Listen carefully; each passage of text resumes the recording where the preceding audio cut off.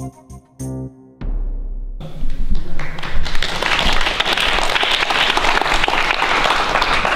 name is Stanley Heller. I'm administrator of Promoting Enduring Peace, which was founded in Connecticut in 1952. Also a member of Jewish Voice for Peace, and a foreigner. I live in West Haven. I want to talk briefly about a couple foreign policy issues. The first is Korea. I'm glad you said you don't favor a preemptive strike. I think you've got to be much stronger. For the supposed crime of testing missiles, the president has threatened nuclear war. That's an outrage. And it's certainly a violation of the Constitution for him to think he can go to war on his own say-so when the U.S. is not in any imminent peril. And I think you should speak out. And there is an alternative. There's a proposal, freeze for a freeze.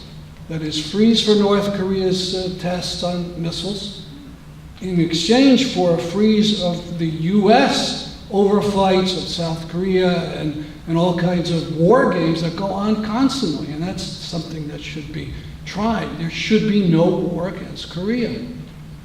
Second, a couple of years ago, Gideon Levy, who was a top columnist for the Israeli paper Haaretz, spoke in this district, in this area. And he recently wrote an article about what's going on in Gaza with the cut in electricity. Other people have talked about it.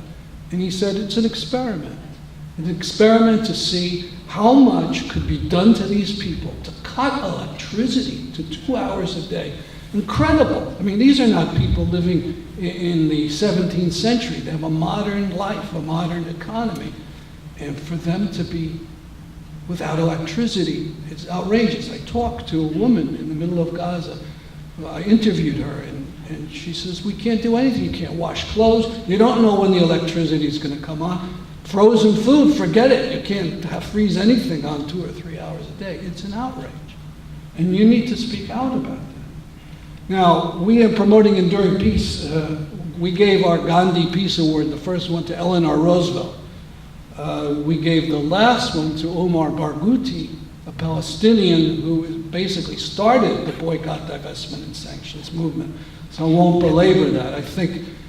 I will talk about BDS on free speech grounds. I think you should be supporting it. You supported it for South Africa. You should support it for the Palestinians. Please take note, the Jewish community is changing. I'm a member of the Jewish community. JVP is the fastest growing Jewish organization. I went to its conference in Baltimore a couple years ago. 600 people unanimously supported BDS. And now the last conference was 1,000 people. So that should be understood. Last point is Yemen. We are at war against the poorest Arab country in the world. The newest report is 500,000 people this year have cholera in Yemen. 2,000 have died just from the cholera, and over 20,000. This is a war. We refuel the Saudi jets. We sell them the guns. I have not heard you speak out against it, and it is unconscionable. We should not be supporting that war of aggression. Thank you, sir. Again, thank you all for being here. There's sign-up sheets out there if you want our email address, want to keep the conversation going, we welcome it, and even from outside the 2nd District. And, again, I really appreciate it. Learned a lot this evening, and thank you all for taking the time to be here. And have a good rest of the summer.